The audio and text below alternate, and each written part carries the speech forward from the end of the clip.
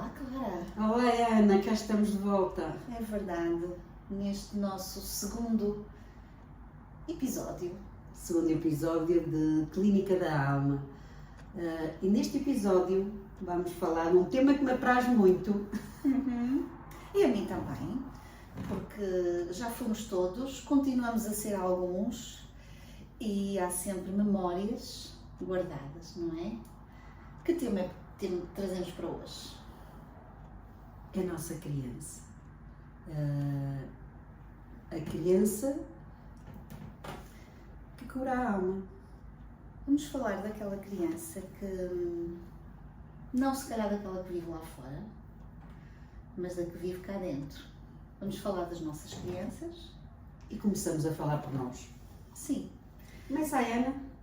Como é que era uma criança? Sim. Que pergunta é que a Clara gostaria de fazer à Ana sobre a criança dela? Como é que a Ana brincava? A Aninha brincava? Então, é muito interessante isso, porque eu até tive agora em adulta uma situação que eu achei muito interessante e que me fez até emocionar. Quando eu era pequena, a minha mãe dava-me muitos livros da Anitta. A Anitta vai à escola, a Anitta vai ao quintal, a Anitta vai... ela ia a todo lado. Eu acho que aquilo me inspirava e então eu brincava no sótão, porque a casa dos meus pais tinha 3 andares e o sótão, eu pedi à minha mãe um quadro e pedi ao meu pai, porque a minha professora da primária, que se chamava Laurinda, ela batia no quadro com uma cana e a cana ao longo do tempo ela ia-se esfiapando e aquele som típico da cana na lousa, eu adorava aquilo. Então o que é que eu fazia? Eu brincava em casa imitando a professora Laurinda. Mas eu, no meu crescimento, e como as pessoas sabem, eu licenciei-me em Ciências Farmacêuticas, eu podia ter ido para professora, mas nunca me chamou.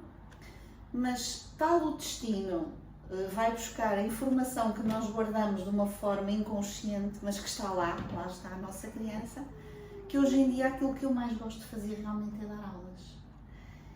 E quando eu tomei consciência de, era assim que eu brincava na infância, eu fiquei extremamente emocionada com aquilo que foi. Eu brincava fazendo de professora, que é realmente hoje o que me dá mais prazer. Eu gosto imenso das consultas, mas o ensinar é um gosto que eu quero ampliar e que eu já tenho vindo a ampliar, e era assim que eu brincava. Mas não posso deixar de referir aqui que eu brincava muito com o meu querido irmão. Então nós brincávamos imenso os dois e às vezes até fazendo assim algumas asneiritas, mas brincávamos imenso, nesse mesmo sótão. Pois eu tinha muitos sítios para brincar. Eu brincava no meio da natureza. Eu brincava porque a casa dos meus pais era numa aldeia, e essa aldeia era rodeada de pinhal e de campos, e saltava de campo em campo para encontrar a amiga que tive na escola. Eu tinha o meu infantário em casa com os irmãos, mas nós sempre queremos sair um bocadinho do nosso espaço e ir aos outros. E o mais distante, sei lá, para aí a meio quilómetro, eu tinha a primeira casa que se abeirava e tinha lá uma rapariga da minha idade, uma menina. E o impacto dessa infância, e agora como adulta, sabendo a importância dos primeiros 7 anos de vida, é fundamental perceber que isso de facto contamina-nos. Eu crescia nos campos, eu fazia piqueniques nos campos, apanhávamos amora silvestres, íamos aos agriões nos tanques onde eles apareciam, eu juntava-me com essa amiga e depois uma ou outra que ainda ficava um pouco mais distante, mas mais raramente, e era a Ana, curiosamente, estou-me a dar conta que também se chamava Ana. As sincronicidades que às vezes nos acontecem. Era a Ana Maria, foi a minha prima, que eu posso dizer a minha primeira amiga de brincadeira fora de casa. Porque em casa eu isolava-me um pouco, porque os meus irmãos eram muito ruidosos e aquilo eu gostava de já estar muito contemplativa a fazer os meus brinquedos, as minhas brincadeiras. Eu brincava com cactos, eu brincava com bugalhos, e dos bugalhos eu fazia bonecos e dos cactos eu fazia a minha louça de brincar. E depois, uma vez no ano, havia a Festa da Terra, que era uma grande festa no local, e aí eu comprava os meus primeiros brinquedos. E estou-me a dar conta agora que eu adorava comprar tachinhos. Eu adorava comprar tachinhos e panelas. A minha adulta tem tachos e panelas por todo lado. Acho que foi uma das opções que eu também quis fazer. Eu tenho uma neta atualmente com 2 anos e meio. Acho que foi das primeiras brincadeiras, foi adquirir tachinhos para ter brinquedos lá em casa para ela brincar. E também eu tenho outra curiosidade com a minha criança. O meu avô tinha uma oficina e ele, de facto, ele era latoeiro. Ele fazia os tachos, as panelas, o que fosse necessário com isso. E nessa oficina eu também observava. Viviam ao nosso lado e então também eu adorava vê-lo a construir essas peças.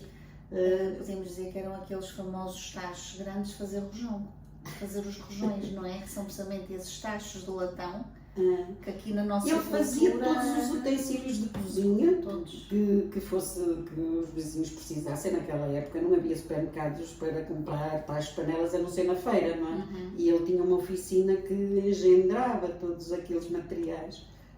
Agora é o museu, as peças, que ainda sobram algumas peças ainda no espólio familiar. Mas que era essa oficina que me parecia enorme. Quando eu entro lá agora, aquilo é tão pequenino. Porque quando somos pequeninos tudo nos parece grande. Muito grande. É.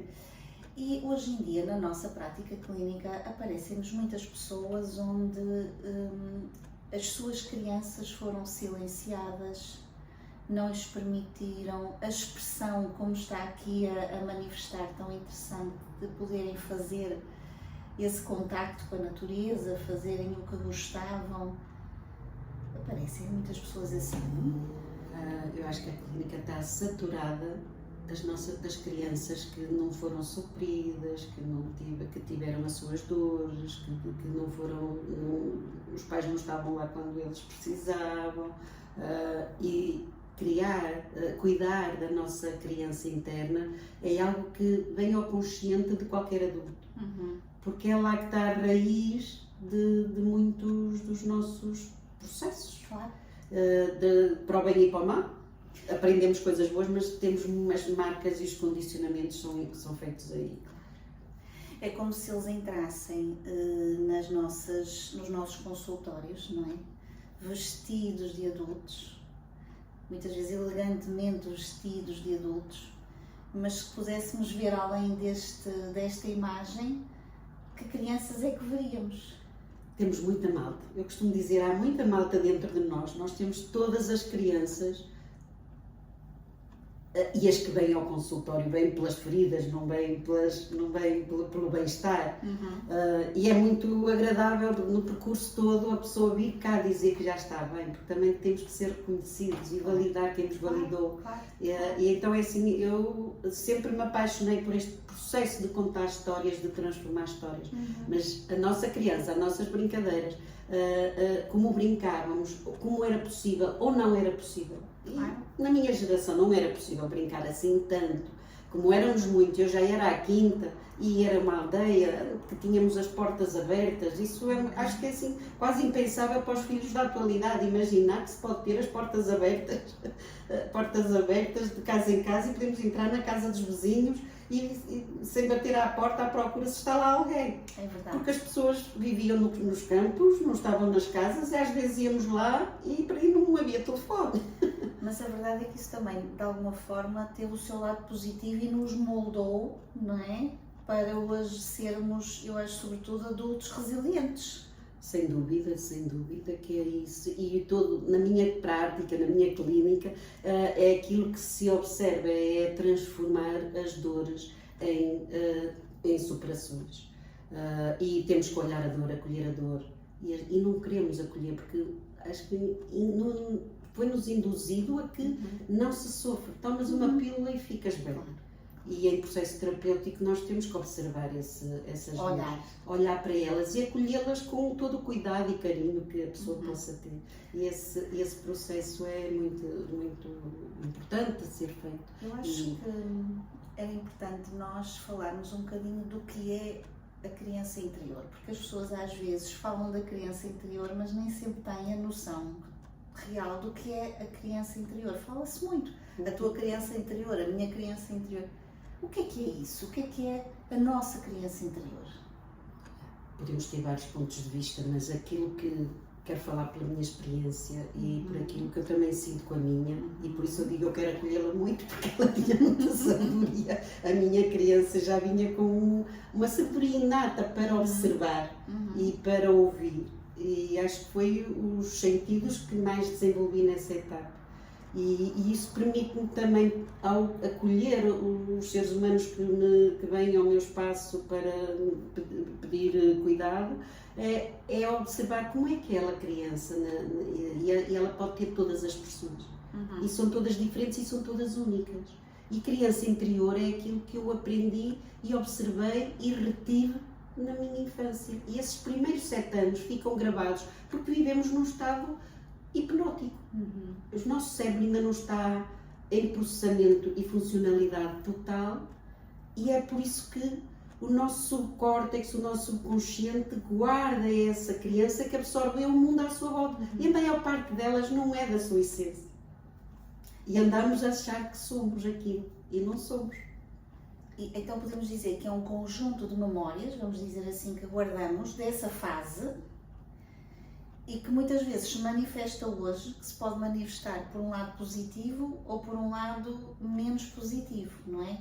Até porque se a nossa criança interior não for ouvida, o nosso adulto pode adoecer.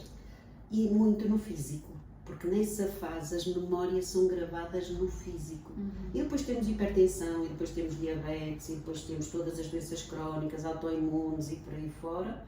E sabemos que no trabalho terapêutico muito alivia nessas patologias, não é? Assim, e aqui o apoio, e foi muito importante para a minha evolução também o apoiar de outras formas que não da medicina convencional. E foi aí que eu me cruzei consigo, e foi aí que eu comecei a despertar também para esta busca e este cuidado, e quanto isso também teve um impacto benéfico nas minhas memórias celulares. Agora fala-se das memórias celulares e agora até são nas memórias do nosso ADN e de todo essa informação. Até porque muitas vezes nós fazemos terapia emocional, mas às vezes também é preciso libertar as memórias do corpo, não é? E fazer aqui algum apoio com algo para libertar esta energia que vai ficando cristalizada, condensada nas nossas... Sempre há emoções onde algo é descontinuado, seja por toxinas, seja por processos emocionais traumáticos, e isso marca situações profundas nas nossas memórias, e desvendar por camadas. Falava-se no outro episódio dos véus, essas camadas e a metáfora da casca de cebola, que acho que é muito acessível a todas as pessoas. É um trabalho que mostra que é possível transformar, mas a pessoa tem que desejar fazer. Ou então diz eu sou assim porque e era assim que eu aprendi, não se muda, não se toca nisto porque não há forma, e isso vai pôr a pessoa pior. Aquilo que na minha prática clínica me diz é que não. Eu aprendi assim, numa psicose não mexas, numa doença bipolar não faças terapia, dás a medicação, contens. Atualmente isso já está validado de que é possível mexer nessas patologias e fazer terapia e levar a pessoa para uma melhor versão dela própria. E hoje em dia, mesmo com as medicinas complementares, nós podemos de alguma forma apoiar esses processos, não é? De terapia, porque nós temos a natureza a nosso favor. Nós temos, por exemplo, as plantas adaptogénicas permitem-nos de alguma forma adaptarmos-nos a situações, adaptarmos a novas situações, e que nos sustentam um bocadinho também depois a nível cerebral, todo um equilíbrio bioquímico para que a pessoa consiga superar todos estes processos, não é? E enquanto está em processo. e que amplia a forma de observar esses cuidados. Mas este é o lado da criança traumática, a falta de vínculo, os vínculos que não foram feitos. Sim. E isso tem um impacto profundo na saúde. Cirurgias precoces num bebê, elas ficam profundamente marcadas no corpo. E até muitas vezes, antigamente, as mães eram separadas dos bebés e das crianças quando estavam até no hospital. E isso quebram-se vínculos, não é? Muito importantes.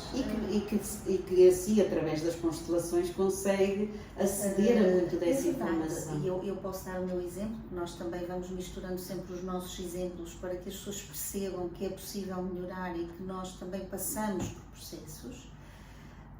Olhando a partir das constelações, quando eu fui viver com a minha avó, também se quebrou esse vínculo com a minha mãe e com o meu pai. E que nunca é lembrado. E que antigamente até nós tínhamos muito, agora eu acho que não se vê tanto, mas que vem agora aos nossos consultórios, quando os pais imigravam e deixavam os filhos com os avós ou com os tios, fazendo o melhor. Mas a criança sofria. A necessidade material não supria as necessidades emocionais. Sim. E outras figuras assumiam esse papel. É verdade. Mas no íntimo de cada ser percebemos que é assim, aquele vínculo era de quem gestacionou. Exatamente. Sabemos que fazemos e então basta pensar no mundo atual e ainda nas situações que temos que conviver, não é isso? E estas crianças que cortam os vínculos, é óbvio que depois, e no meu caso, a consciência através das constelações me fez dar o lugar à minha mãe e ao meu pai que eu inconscientemente não dava, não é? Porque é normal. Qual era a minha referência? Se não tem, não registra. Claro, não é? Portanto, era a avó. E fica ali a faltar qualquer coisa no meio que é entre a avó e o neto. Portanto, que temos que colocar ali e dar o lugar aos nossos pais. Mas a imaginação é fantástica. E com a imaginação o adulto já pode escolher, a criança não podia. É verdade. E o adulto ao escolher, nós com a imaginação fazemos magia. O adulto pode tudo, não é? E o adulto pode tudo. Eu gosto tanto dessa frase. O adulto pode tudo. O adulto pode escolher, porque é dono do seu pensamento, porque é a liberdade que ninguém tira, é o pensamento. E tem defesa. A criança muitas vezes não tem defesa. E a criança não tem, porque vem ao mundo dependente dos outros, não é assim? Exato. Nós somos o único animal na Terra que depende totalmente de alguém ao nascer, não é assim? E então é assim, essas partes de crianças, podemos pegar por esses lados de dor, de trauma, de guerra, de genocídios. Sim. Assim, eu curiosamente fiz uma viagem recente que me fez pensar neste tema do genocídio e quantas crianças são impactadas nestas situações. Eu sei que é um tema que pode-se pensar como é que vais buscar agora hoje este tema. Eu fui ao Ruanda e nessa experiência eu vim de lá transformada, porque perceber o conceito que eles regeneraram em termos de se reestruturarem depois de 1 milhão de pessoas em menos de 3 meses desaparecer. Eles criaram um sentido de justiça restaurativa. Para mim, aquilo despertou-me na cabeça e fiquei assim a olhar o que é isto. Nunca tinha ouvido este tema. E o que foi explicado é que eles, em comunidade, em grupo, juntavam as pessoas, quer os que fizeram mal e as vítimas, e trabalharam o perdão. Eu acho isso maravilhoso. Eu achei isso algo que tocou profundamente a minha alma e me emociona. Porque estar em África, e eu tenho imagens da minha infância de ter uma revista que era Os Missionários Comunianos. Os meus pais eram assinantes dessa revista e eu sempre via as fotografias dos negrinhos e sempre também ouvi durante a minha infância: tens de comer tudo porque olha aqui em África Há outros meninos há a outros passar meninos fome, a não é? passar fome. Então eu comi para os meninos da África e isso refletiu-se até nas minhas células e nas minhas crenças, porque tenho uma tendência também para o meu peso desequilibrar ao longo da minha escalada e na minha evolução. Mas estava a falar do Ruanda e do conceito de justiça restaurativa. E então eles conseguiram trabalhar o perdão e integrar as pessoas que sobravam na comunidade, porque vizinhos atacaram vizinhos. E o país está bonito. É um país agrícola, é um país lindo. Eles são também seres humanos belos, têm beleza natural. Aquilo também me repôs para a minha infância, porque parece-me a minha infância, como eu cresci no meio dos campos. Também vivia num lugar onde as colinas estavam presentes. Assim, devolveu-me, isto foi uma experiência recente que tive e que me trouxe, para além disso, outros conceitos e que me deu uma voz de esperança, que era a esperança que eu tinha nos meus processos micro-individuais, com cada pessoa, de saber que é possível restaurar, de ser possível restaurar todas essas dores sofridas e curar. Eles também tiveram, assim, eu quero comunicar, porque eu acho que aqui no Ocidente não temos a percepção de como é o Ruanda atual. Foi a força feminina que ergueu muito daquilo, mas eles criaram um serviço comunitário e todas as pessoas, uma vez por mês, vão fazer de serviço comunitário. E então as bermas da estrada são limpas, tudo harmonizado, tudo, aquilo também é um clima ameno dentro e produtivo, e tem terras agrícolas ricas, terras pretas, terras vermelhas. Então aquilo também me faz lembrar a minha criança que brincava na terra, que ia para os campos. Aquilo devolveu-me, mas com uma esperança para as crianças e para as dores, e que nunca tinha posto muito em questão que seria isto de uma mortandade coletiva, não é assim?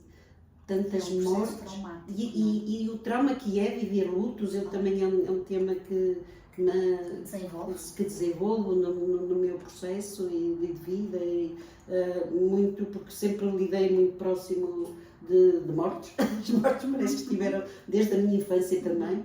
E pronto, isso só uma nota, porque acho que é bom alertar o mundo daqui deste lado, que não tem a perspectiva, que se calhar pensam no Ruanda e pensam que há lá a guerra, que há isto e que há aquilo, e assim, não senti isso, não vivi isso. Nós nas constelações familiares, nós integramos precisamente quer o violado, quer o violador, não é? Portanto, quer o agredido, quer o agressor. Até porque à luz desta filosofia, fica a fazer parte do nosso clã, ficam a fazer parte do nosso clã todos aqueles que de alguma forma tiveram relações connosco com caráter emocional forte. Então, se numa família há, imagine, uma pessoa assim que matou alguém da nossa família, ele fica a fazer parte do nosso sistema. E isso que acabou de dizer de uma forma se calhar inconsciente para eles ou não sabemos, é precisamente isso. É, ok, dou-te um lugar, mas permito-te a regeneração. E isso é como todos nós deveríamos de alguma forma olhar a agressão, a dor e tudo aquilo que nos fez de alguma forma, que nós temos sempre a tabela do bem e do mal, mas que precisamos aqui de a retirar, não é? Portanto, não há bem nem mal, há consequências de atos e que precisam de ser integrados, olhados e regenerados. Portanto, faz todo sentido isso e mostra realmente que temos aqui evolução emocional e espiritual no nosso planeta, não é? É verdade, é um exemplo de onde eu vim tocada profundamente, de facto, porque deu esperança. Porque há um quê dentro de mim que me diz que tem que ter algo com a África, mas sempre rejeitei a África, não queria. Provavelmente, daquilo que eu vou percebendo do meu processo evolutivo, não foram vidas boas as minhas vidas em África. Alguma memória que eu trago aqui nas minhas células. Mas as criancinhas africanas, para mim, tocam o coração. E como eu também vibro muito nos temas das crianças, dos adolescentes, assim, o que acontece é assim, ir lá parece que me deu paz e força e coragem de poder, sei lá, sonhar com outros projetos e então aí encontrar alguma pista de como podemos ajudar a África portuguesa, claro. Seja lá o que for, Eu até gostava de se calhar podemos traduzir isso como que há memórias que não precisam de palavras. É interessante, é muito interessante, é O verdade. cheiro. Tudo fica nesses pormenores, não é? Assim, os sentidos são a nossa primeira porta de entrada no mundo. E que vão gravar em nós. E se pensarmos no nosso bebê, que também faz parte desta malta que temos toda dentro de nós, é assim, o bebê não vem com todos os sentidos apurados. Ele não vê e, portanto, e sabemos o impacto nas memórias do processo visual no adulto. Mas é só depois desta maturação cerebral é que começa a ter associações dessas memórias. No início é nham, nham, nham, os paladares, não é? É assim, o cheiro, que também já intrauterinamente isso se percebe, e o som. Por isso, é assim, refazer com a nossa imaginação e por isso também a importância muitas vezes também da vibração e do som que tem na cura, não é? Assim, nós aí podíamos derivar no tema de os bebés desejados ou não, que também nos deixam muitas marcas, não é? Esse é um grande tema. É um grande tema. E gostaria aqui de também traduzir que foi um tema que me tocou quando li o seu livro de constelações familiares. Qual foi? Porque não tinha a percepção de que os bebés que a ordem, foi o pormenor nas constelações de a ordem em que nascemos. É verdade. Porque as existências que se tem que contar em todo o processo. E isso os que e não quando nascem isso também também, contribui, e que também contribui para os descendentes, claro, não é? Para as outras crianças, não é? O outro que alberga, isso foi um pormenor que me tocou profundamente. Eu até gosto de falar desse tema porque em consulta encontro realmente muitas pessoas que ficam aliviadas e que melhoram quando, quer relativamente a elas, quer relativamente aos filhos delas, aprendem que nós precisamos de colocar na nossa vida todos os nossos irmãos que foram, vou dizer assim, fecundados, mas que não conseguiram sobreviver, que são os abortos provocados ou espontâneos, ou aqueles que não conseguem se ingrar e perdem a vida à nascença, e isso tudo nós temos que incluir e na ordem em que viemos, não é? E isto também para quem tem filhos, portanto, deve tomar consciência que desde que haja fecundação há filhos. E hoje nós assistimos muito a estas novas formas de conceber as crianças, os bebês, e quando há fecundação e depois, por exemplo, há um congelar do ovo, portanto já fecundado, isso conta como filhos. Portanto, é importante integrar. Esse foi e foi só com a leitura do livro, isso impactou e até me levou a fazer um certo ritual e por aí como adulta, mas ficou sanado porque eu depois quis marcar uma consulta consigo e disse eu quero que me ajude a resolver isto e depois até chegou à conclusão, mas já estava feito e que não era preciso fazer mais e assim e simplesmente a leitura do livro Constelações Familiares aqui da Ana assim ajudou a transformar um processo que carregava. E depois fiz um ritual até com a família e foi super interessante porque também foi uma forma de ensinar e também projetar e saber que afinal quando somos concebidos, isso também me fez pensar a mim. Claro. A mim quando eu fui concebida, eu já era a quinta, num outro que já teve aquelas memórias todas. E depois pensei nos meus irmãos abaixo e disse, quanto eles carregaram assim, naquele outro, não é? E as emoções da mãe quando já é o quinto filho, porque é diferente, não é? Portanto, ser o primeiro, ser o segundo, ser o quinto ou o décimo, modifica muito depois como a mãe recebe o próximo bebê. Aí eu tenho memórias explícitas da minha mãe, já não a tenho cá e trago-a no meu nome e nas minhas células. E ela dizia que quando engravidava era o momento mais feliz dela. Que bonito. Ela trazia essa memória, de facto, sei que ela não teve abortos, porque ela o transmitia, mas porque aquilo era tudo natural, naquela época era tudo natural, não havia televisões e portanto todos os que ela alcançou foram os que existiram, não perdeu nenhum. e todos os que alcançou existiram e, portanto, não houve esse trajeto de perda, mas houve um outro que teve muitas gestações, não é assim? Claro. Eu, no meu caso, uma frase que a minha mãe me dizia muito, a mim e ao meu irmão, e que eu hoje em dia valorizo imenso, ela dizia-me: eu sempre quis muito ter-vos. E eu acho que um filho receber esta mensagem é maravilhoso. Ela diz: eu sempre quis ter filhos e eu fiquei muito feliz por vos ter. Portanto... Isso ela chegou eu tive a felicidade dela me partilhar esse pormenor, não é? Porque ela via-nos a crescer, uns até grávidos, outros meus pais, mas todas as histórias depois na descendência, mas isso foi a memória que reservei. E imagino que também foi um momento feliz por isso, mas é a minha imaginação. Porque foram por uma casa própria nova. Construída pelas mãos também do meu pai, sei lá, e com a ajuda das minhas irmãs mais velhas. Sempre essas histórias o meu pai no fim da vida apontava das minhas irmãs a pegar, chegavam uns tijolinhos para o meu pai colocar nas paredes, então é assim uma história que nos faz paz. Podemos dar um conselho, eu acho que é interessante, se os nossos ouvintes ainda tiverem mãe e pai, eu acho que era interessante fazer-lhes algumas perguntas como estas que nós temos estado aqui a falar. Em clínica eu também sempre convido, assim, estão vivos, não estão? Pergunte-lhe tudo. É isso. Pergunte-lhe tudo. No nosso caso, as nossas já não estão, mas eu hoje em dia às vezes eu digo, eu gostava de ter a minha mãe ou ter alguns familiares aqui sentados ao meu lado e poder fazer essas perguntas. Mas há pessoas que têm barreiras, porque há muitos tabus também, não é isso?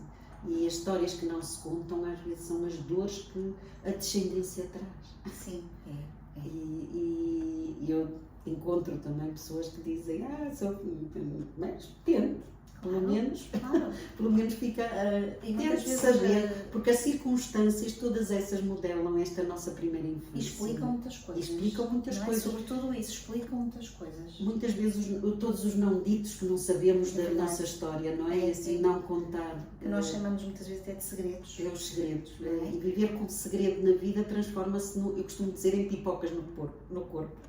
Eu gosto sempre de pôr assim estas metáforas mais brincalhonas e positivas, que a pessoa associa uma pipoca, um momento de ver um filme, ver uma série, seja o que for. Eu gosto de dizer que cria um bloqueio no fluxo e que depois nós podemos, sabendo destes bloqueios, conhecendo-os, nós conseguimos desmanchá-los e termos vidas mais felizes, mais prósperas e mais alegres, que no fundo é aquilo tudo que todos nós buscamos, não é?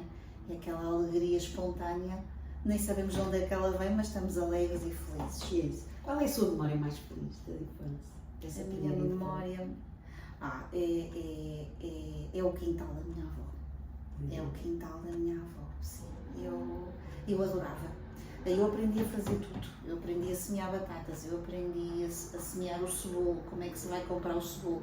Essa memória para mim é a coisa mais feliz. E é a avó paterna. É a avó paterna. Eu também, era quando a minha avó paterna chamava os outros tios para as festas da terra. E era quando juntávamos os primos e era diferente, estávamos com pessoas diferentes e brincávamos ali internamente e fazíamos atividades artísticas. Eu, se não fosse clínica naquela época e para artista não era assim muito o caminho a percorrer, nem tinha lá escolas próximas para desenvolver as artes, mas também poderia ter um quê de artista dentro de mim, porque a música sempre também pautou a presença nas paredes da minha casa. O meu pai era músico, os meus irmãos os rapazes foram músicos, eu cheguei a aprender também flauta transversal, mas naquela época eu achava que eram todos muito velhos e eu não queria estar com pessoas velhas. Então, e era a primeira mulher que iria para a banda e então não tive a coragem de o fazer e estar naquele processo, mas aprendi. O meu pai, assim, uma homenagem também deixo aqui às minhas origens, porque ele sempre se dedicou à música também desde criança, desde 18 anos que ele pertencia às bandas, o avô dele também já era, e continuou. E ele gerou escola, ele gerou uma escola, e a escola na minha terra, no concelho, que existe de música atual, tem o nome dele em homenagem à disponibilidade dele de estar. Claro. Portanto, eram esses momentos de vibração, de alegria, que eu trago e de juntamentos. Eu gosto de estar no meio de pessoas, eu gosto de grupos, eu gosto desse processo. Uma memória também muito feliz que eu tenho, e hoje em dia posso ter isso na minha casa, não é? É as flores que a minha avó tinha. Então eu adoro flores e tenho em casa gladiolos, porque eram as flores que mais estavam lá no quintal dela. E essas memórias, quando eu olho para os gladiolos amarelos, que nasceram agora nesta altura, é aquela tal alegria interior que a gente nós E o gladiolo também me conecta, também adoro gladiolo. É lindo. Mas os meus são roxos ou brancos. Eu este ano nasceu-me o roxo, mas o que eu mais tenho são os amarelos. O amarelo é a minha cor preferida. Portanto, a minha criança tem como cor preferida. E a da Clara, qual é a cor preferida? Eu acho que é o verde. Eu tenho muitas cores e o amarelo também está, mas é assim, mas a primeira cor, se me pedir, é verde. Eu acho que é a natureza, é a terra. A minha amarelo. É o sol. Acho que é por aí que eu vibro. Mas amarelo tem o coração, porque a medicina é amarelo, então é assim, eu também uso amarelo e vou-me ver aqui de amarelo também. As nossas crianças estão felizes hoje ou não? Eu acho que a minha criança está em paz. Eu acho que nós precisamos ter, se tivermos paz, nós estamos felizes. Está em paz porque conectou-se com e saber que aquilo que a moveu e andou a aprender muita coisa, que teve que desaprender tudo, porque aquilo que tive que desaprender foi muito. Claro. E perceber que afinal, se eu me conectar com essa criança, eu torno-me mais criativa, mais produtiva e conecto mais com a minha alma. No fundo, é validá-la. Aquilo que falávamos há bocadinho. E a adulta fez esse processo e essa caminhada e continuará a fazer, porque acho que é assim, independentemente de onde estamos e a idade que temos, estamos sempre nesse processo evolutivo. Não precisamos de andar acompanhados todo o tempo, mas vai haver momentos da vida que precisamos de alguém com quem partilhar, porque eu acho que assim a humanidade nota-se pela necessidade de estar junto. Não podemos viver isolados e sozinhos. Sim, e a criança não pode ser deixada isolada e sozinha, porque aí sim deixa feridas, dores que despassam esse processo. A minha criança eu acho que está apaziguada e menos preocupada, porque nós todos temos emoções e características, e eu sempre fui uma criança e uma pessoa preocupada, portanto foi algo sempre que me marcou, a preocupação com tudo e com todos. E hoje eu acho que estou mais apaziguada na preocupação. Entrego mais ao outro o poder que ele tem também de resolver as suas próprias coisas. E termos crianças assim, não é? Validadas, apaziguadas, menos preocupadas, não é? É quanto baste para. Eu acho que é fruto de toda esta caminhada que nós queremos transmitir aqui a todos e que possam acreditar, voltar a acreditar que é possível sermos felizes. Eu acho que é assim, somos felizes quando ativamos essa essência da nossa criança. Eu quando estou com crianças, eu sou muito criança. Eu deito no chão, eu esperneio, eu faço movimentos, posso estar exausta, cansada, mas junto uma criança é como se aquela energia vem. Logo a seguir posso notar completamente o corpo a dizer já não tens idade para fazer essas coisas, mas junto das crianças traz essa vivacidade. Eu não posso deixar de falar aqui num tema que para mim é fundamental para termos uma criança saudável dentro de nós e memórias saudáveis e sermos adultos saudáveis, que é estarmos em coerência. Sem dúvida. E é algo que não nos ensinam na vida. Não. Pensar, sentir, fazer, agir. Estarmos alinhados. Não é? Tem tudo. E quando algo não está alinhado, dá perturbação. E quantas das pessoas que nos estão a ouvir é que se permitem ser, que se permitem validar aquilo que são? Eu tenho uma pergunta muito interessante em consulta para, às vezes, em algumas pessoas, que é esta, e que eu até posso colocar aqui como exercício, que é, vamos imaginar que podia tudo na vida, que não havia nenhum bloqueio, que não havia nada que pudesse travar ou criticar ou julgar. o que é que gostaria de fazer? O que é que faria? Como é que seria a sua vida se pudesse tudo? Se pudesse tudo, quer que eu responda? Quero, porque eu costumo colocar isto em consulta, é um exercício que eu faço a mim muitas vezes. Eu se pudesse tudo, tudo vibraria com brilho, com festa, alegria e também vibraria na paz, no repouso, no descanso. As duas coisas são necessárias. E como é que seria isso para quem nos ouve? É um exercício que podem fazer, se eu pudesse tudo, como é que seria a minha vida?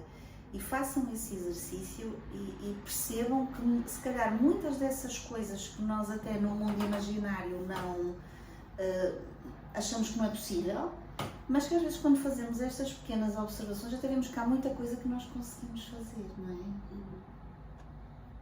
Eu, se pudesse tudo, eu gostava de escrever muitos livros que chegassem a muitas pessoas com estes nossos ensinamentos. Esse é o impulso que me está a surgir agora, não é? Da escrita. Eu acho que é tão interessante. E escrevo pelo olhar da criança.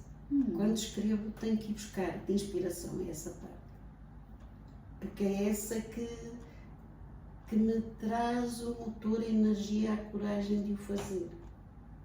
Porque a adulta está tranquila com essa criança. Porque em algum momento a minha criança se perdeu e achou que estava errado. E depois foi resgatada. E foi resgatada. Já está resgatada. Já está resgatada. Por isso eu me sinto em paz com ela. E daí podemos ter os gladios na nossa vida. Na nossa vida. Eu acho que é muito importante olharmos, avaliarmos as nossas crianças e não termos medo de perceber que às vezes elas ainda carregam determinados pesos, responsabilidades, dores, decisões, culturas. Um tema que podíamos colocar era o tomar conta dos adultos, não é? Muito.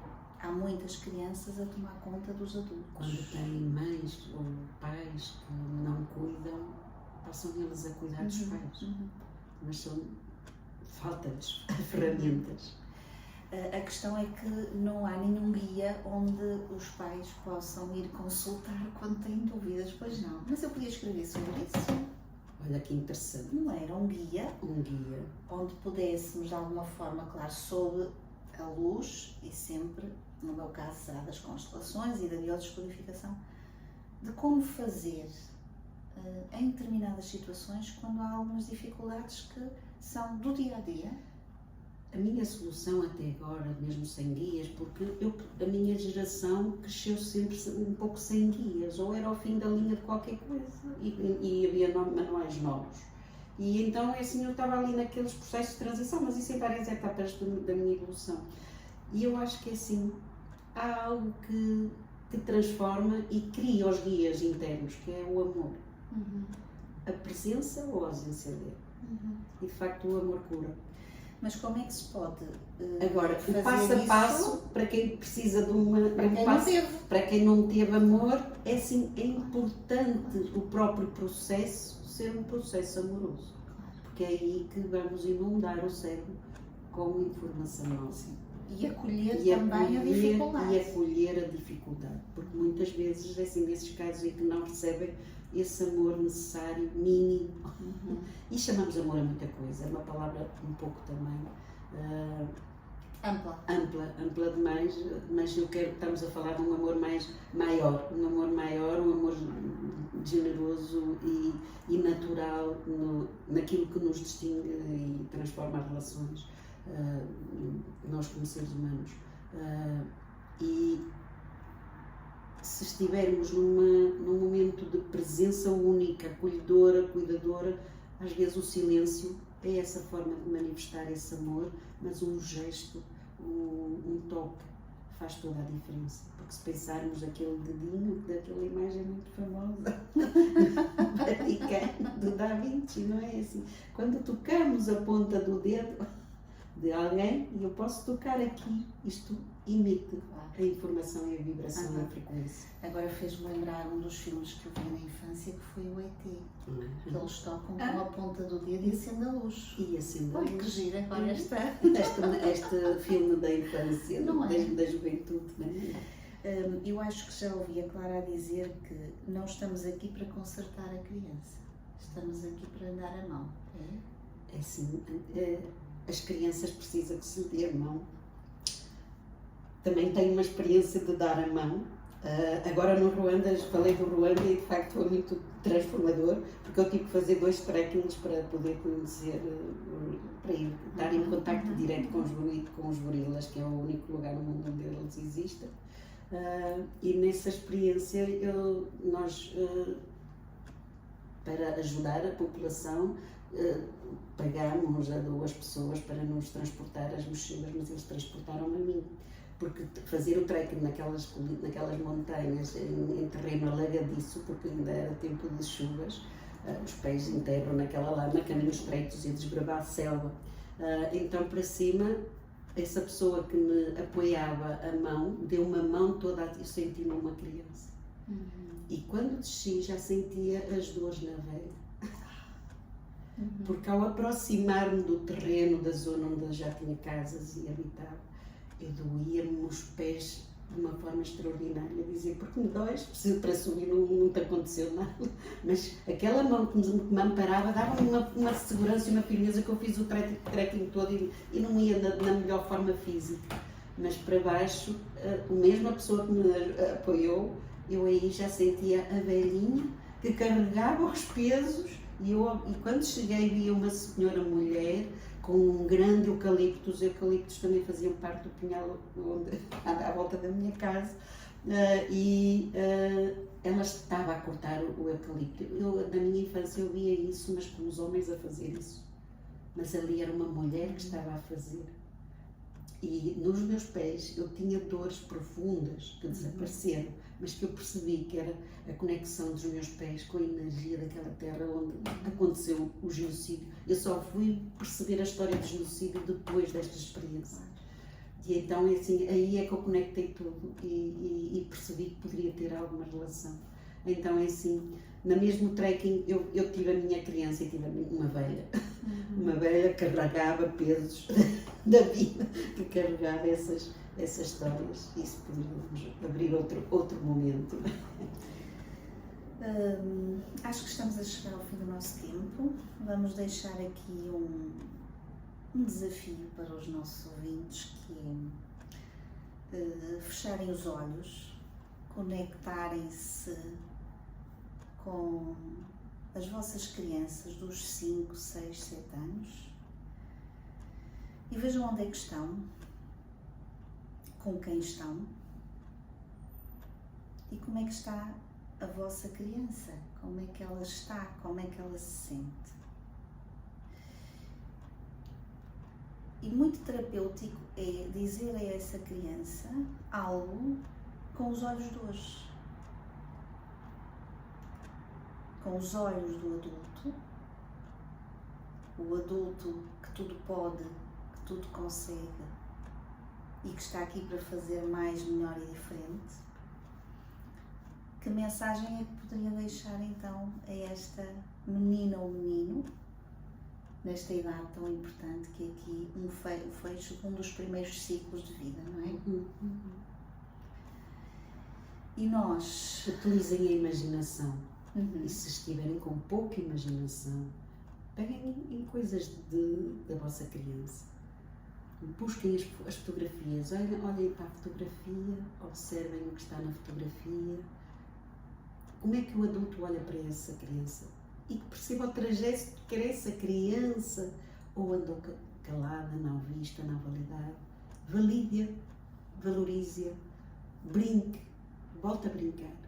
Porque isso dá equilíbrio, isso traz equilíbrio ao seu sistema, traz equilíbrio às suas células, traz equilíbrio ao planeta, inclusive, porque quando um ser humano cura, o planeta cura.